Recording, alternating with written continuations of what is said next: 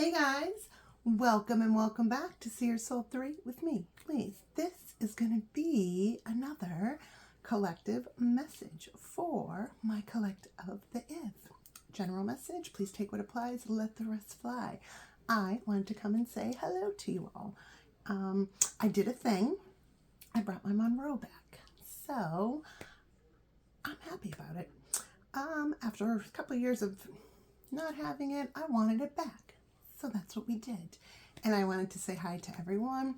How is my beautiful collective doing? I hope well. We are going to hop into the read. Give me one moment. All right, guys, we are back. Before we get started, I did want to let you know that I've only taken this deck out, I think, once, maybe twice on air. It's not a deck I take out a lot. I liked it because I just liked it. I liked the art and I liked the meanings. But this is actually called the Biblical Tarot. So there are a lot of my Bible references. So for I'm thinking that I might be reading for people that are more religious or something, because I don't take this deck out. I just don't. But it was calling to me tonight. All right, so there's probably messages in here for you or for someone. All right, and without further ado, some Nag Shampa for me and Reggie. Huey's not in here, but Reggie is. And some for you. Reggie was just looking at me like, what the hell? So funny. From the side, he side-eyed me. All right. We're going to hop in, get some messages from the Biblical Tarot. I will clarify if need be, and then we will ask for some messages from the Soul Light Oracle. Okay? All right, let's hop in. Spirit, show me. Okay, Spirit said 2 more shuffles, so we'll do that. 1.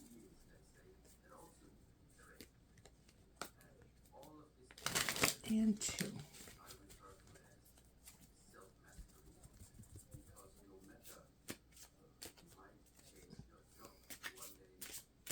All right. Spirit, show me for the collective. Where are they at right now? Where are they vibing at? Show me where their energy is.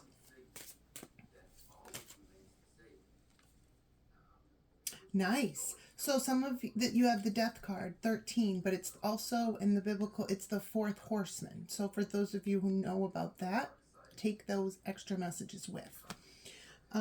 So it's the Death card. It is, well, we know what the Death card is, right? But let's read from the book, because I don't know everything. And this is it's not that it's a new deck, it's just I've not used it a lot, so I don't know it by heart.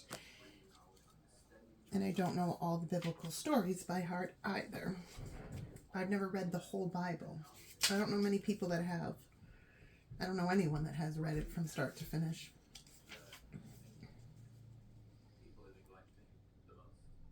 Okay. So we know like what the Death card means in its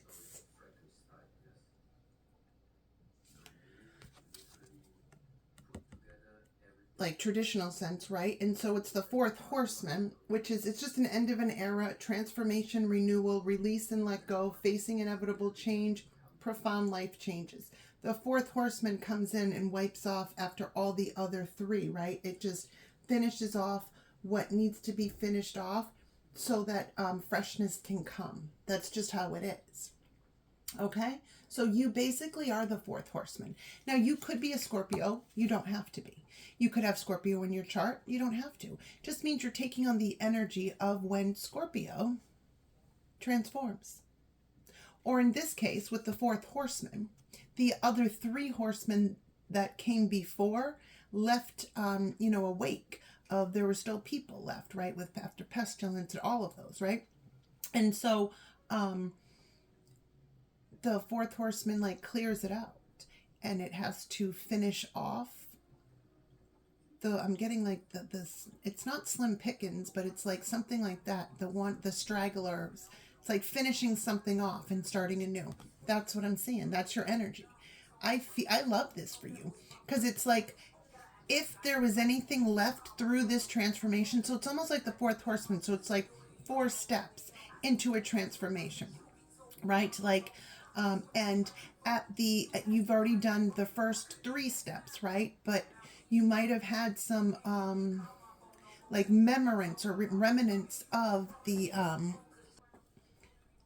sorry guys, my son's playing music and I asked him to turn it down, and it's such a big deal. Teenagers are, can just be in a little much sometimes. Anywho, so it is like, let's say it's 4 steps to a full transformation. So you get to the first step and it's these things. You have to handle this and this. And if we look at it like maybe it was, the first step was changing your mind. The second step was maybe changing your physical. Maybe the third step was changing and balancing your emotions. And then the fourth step brings all of those changes together to form the new you, and you start from that. Something like that, guys. All right? That's your energy. All right? Let's see what this situation is. These cards shuffle well, but they don't go back well, and I like to... Okay. Some of you might, maybe you shuffle a lot, because I don't usually shuffle like this with in readings so much. All right, that obviously wanted to come out. So the situation is Temperance. And in here, it's 14. It's Mary and Martha. Oh. Okay. So the situation is calling for patience and tempering yourself to... it's harnessing some sort of energy too. It's like harnessing some, because this is major arcana for fire, for Sagittarius actually. And then this is major arcana for Scorpio. So it's also showing me the situation is calling for some sort of tempering of yourself, because of some sort of forward movement that's coming with the Chariot. The Lovers, Adam and Eve is here. And then the 6 of Candles. What's the fall of Jericho? But it's also, when the trumpet sounded, the army shouted. And at the sound of the trumpet, when the men gave a loud shout, the wall collapsed. So everyone charged straight in, and they took the city. Well, the 6 of Candles, also, it talks about mental peace too. So if they, it's coming into a balance of something as well. So maybe you had to fight for something, or maybe a whole revamp of you. It's like the situation is having you, it's calling for patience, and it has to go this way. But to stay, look, there's here the emotions of balance, because the Chariot, this Chariot can't move like this if this person doesn't know how to hold the reins. Sort of like that with your emotions too. It's a balanced emotions makes it move forward, because this is representative of Cancer, major arcana for Cancer. There's practically all, except for this one, all major arcanas. You have the Death card, Scorpionic energy. You have Temperance, Sagittarius energy, the Archer. Then you have Scorpio's sibling, sister, the Chariot, which is Cancer energy. And then you have the Lovers, which is major arcana. So this is major arcana for Cancer, major arcana for Gemini. Now, there is 78 cards in a standard tarot deck. Yes, there can be more, but there's not less in a standard Rider-Waite tarot. Okay? So out of that, 22 are what we call major arcanas. It is like what we, because of your... It's when the universe blesses. It's when it's divine intervention, but it is like, it's not really fate. It's like, I was going to say fate, but like, it's not fate. So I was like, saying that out loud. Anyway, I was thinking out loud, because it is based on the choices and actions and the ways that you moved equals this. So you do these things and this happens. Boom, divine intervention. You do, now you're moving in these ways. This is what's going to happen. Boom, divine intervention, right? It's like you've set yourself up for a nice pace moving forward. I do see love in the air. Some of you may be in a relationship or you're about to be. For others of you, this is wow. We'll get to that. This is, let me finish this so we can get to that. This is saying that the way, the changes and the transformation that you've made, it's also because you've balanced things to take a look at something also within yourself, sure, to change, but also there is some sort of relationship that's coming in. There's a divine counterpart that is here for you, period, point blank. And look, the motherfucking high priestess, who is Mary Magdalene in here. And I don't, believe all the hype of all the horrible things that people try to paint her out to be. A lot of times, powerful women, seers, women of, they're painted in such a light because, basically because others can't hold themselves to the same standard somebody else does, and they get envious and jealous. Well, that's too fucking bad. You don't get gifts like this from God because you're sinning. You get them because you know the way of God, is what I'm getting here. And we have Adam and Eve. I understand Adam and Eve. I've never really cared for Eve in the aspect of, I was more of a Lilith fan myself. Free will. Ace of Chalices in reverse. Why? Oh, maybe, hold up. Why? Got it. All right, so upright, the Ace of Chalices. We all know it's the Ace of Cups, right? But whoever drinks the water, it's John 4:14, right? John 4, paragraph 14, or however it is, John 4:14, NIV. But whoever drinks the water I give will never thirst. Indeed, the water I give them will become in them a spring of water welling up to eternal life. This is in reverse. So it's almost what it's saying is,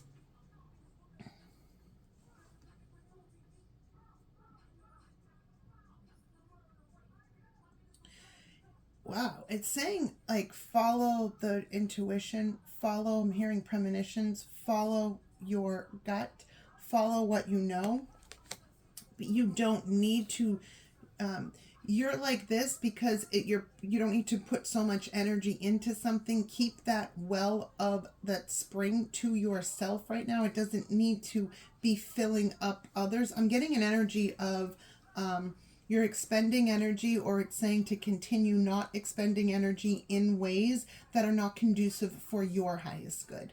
Okay? It's also saying you to kind of, I don't know, not reel it in, but to do what I just said, reel it in. It is reel it in so that you can see clearly and move with purpose even more so. But it's like moving with purpose from the third eye, which is what? Self-awareness and awareness. Okay, what is a real psychic? A psychic is what? Somebody with, I believe, that has really good intuition, which is what? Understands that they can talk to their subconscious. So we all know that I just think that your intuition picks up on patterns that you may not consciously remember, but the subconscious does. And when you get to a level of healing, you can then communicate with your subconscious and understand when it's giving you nudges consciously. But you can't do that unless you've worked on your own shit. Because why? God can't reach you and you can't reach God if we're tied the fuck down, bogged down. That's why light is a feather. Your sins will be weighed measurement of a feather, something like that, right? Like the lighter you are, you go up. The heavier you are, you go down. And earth is dense, okay? All right, I hope that's making sense, because that was what we would call, what a spiritualist call, in a spiritual community, that's a channel. Okay? Channel message. Which we can also look at it in terms of channeling information that pinged when I looked at this. Take it how it needs.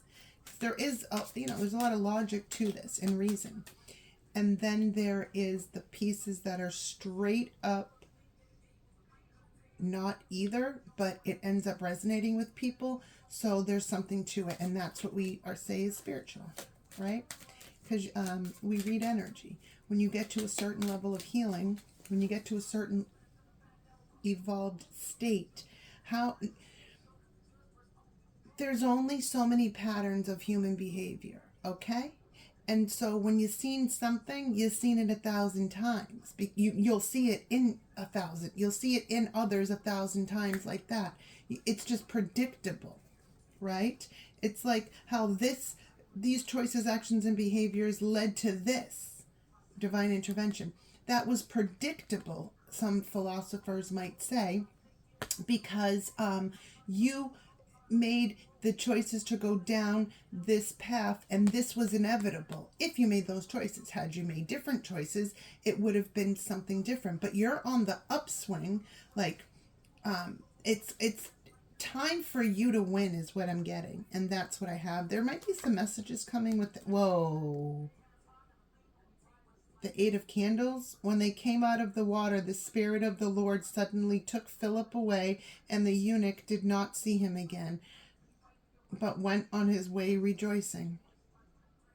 Philip and the Ethiopian.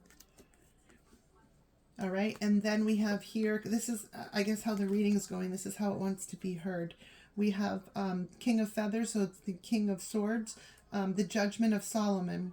Then the king gave his ruling, give the living baby to the first woman, do not kill him, she is his mother. And then we have here, at once he began to preach in the synagogues that Jesus is the Son of God, Knight of Feathers, Paul the Apostle. So there also is some sort of belief too. Now, this doesn't have to be religious. This could be you're getting back to your roots into something, or it's also showing like metaphors too. You're on a real good path to enlightenment, and God, angels, ancestors, guides, spirit, Buddha, Allah, Muhammad, Hinduism, whomever, whatever you believe in the Most High. Because honestly, in my own opinion and personal belief, it's all the same. It is just different geographics. So in, Eastern, they think they are more into Buddhism, Western. It's different geographies based on, it's those geographies like spirituality and religion, but it's all the basis of the same, that it is not like love and light, because that's not realistic. It's not all love and light, right? There's a bit of go fuck yourself at first sight, but there's also dark, right? But for every light there is dark, but for every dark there is light. For one to be true, the opposite also has to be. It's just how it fucking is. So if you're here, just know you can get up here because you've already reached the fucking lowest. And when you're up here, if you're not careful, you can go right down, back down. But when you're up here, it's the thing it is though, when you're down here, there's only one fucking way to go, and that's up, unless you want to stay in shit, right? And no, we don't want to do that. When you're up here, you've reached yourself to be up here. You've made it up there. And all you have to do is hold it by not bringing yourself down to here. It's easy. Once you get to a certain space. It really is. It may not seem like it. And it's not lonely at the top, by the way. It might be a lonely road getting to the top because it's all of our personal journey. But I've said this before. Once we get to the top, we meet the others that have walked that path by themselves to get there. Now we're all there. So it's a bunch of motherfucking winners. Boss ass energy, period. All coming together. And now I'm hearing the Beatles, come together right now over me. Yeah, I'm getting the Beatles.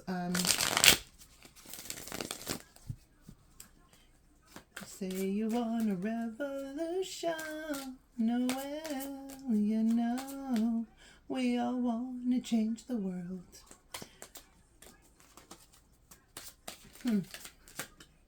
All right, let's see what we got. Ace of Candles, Moses in the burning bush. When the Lord said that he had gone over to look, When the Lord saw that he had gone over to look, God called to him, within the bush. Moses, Moses. And Moses said, here I am. Exodus 3:4. Ace of candles. So that's the Ace of wands. It is harnessed action and energy coming. There's like a burning of something. It's also like a burning desire. It reminds me of like Joshua tree too on fire. Maybe not though. Or is that the guard? I don't know. But let's see. The ascension of Jesus. Okay. Ace of chalices, the ascension of Jesus. After he said this, he was taken up before their very eyes, and a cloud hid him from their sight. Well, the Ace of chalices too is when you go to reach the 9th cup, because you've already, the 8th of cups have already been like, these are things that you chose to turn away from and find the 9th cup, which is the happiness. And maybe the happiness for Jesus was getting back to God, right? The Son, S-U-N, of God, or S-O-N. However there's a lot to, it's language in the Bible, language, metaphors, and there's double meanings to a lot, sometimes triple meanings. And it also can tie back to the Egyptian and Ra. But that's for another day. Okay. If you learn the different spiritualities and religions from all the cultures, you'll understand humans is what I'm getting. So that might be a message for someone, because that was just a random thing that I was getting off this.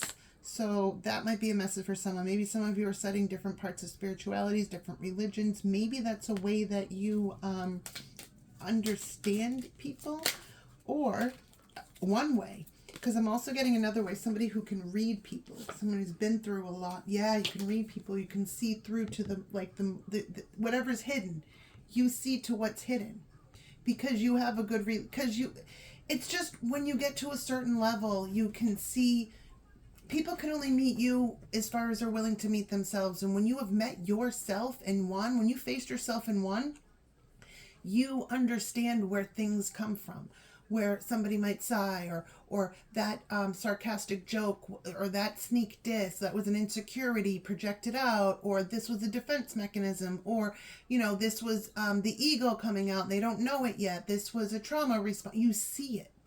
And people just don't like that. But guess what? It's too fucking bad, because you don't have to like it. You can get the fuck out, right? Because people are only mad. The people that get mad that you see them are people that are trying to hide. It's not like, I'm not getting an energy of you reading people and then just like calling out all their shit. No, it's more like you see to the soul of others. And if somebody is fake, you're going to like, okay, cool, you be that over there. I'm getting the fuck out of Dodge. And we need to broadcast? No, but you do want to tell the people that you know are loyal and that are close to you. You got to warn, right? And but the people, because people that are evolved and enlightened, when you see them and they see you, you know what that's called? Understanding each other. And that makes those types of people happy.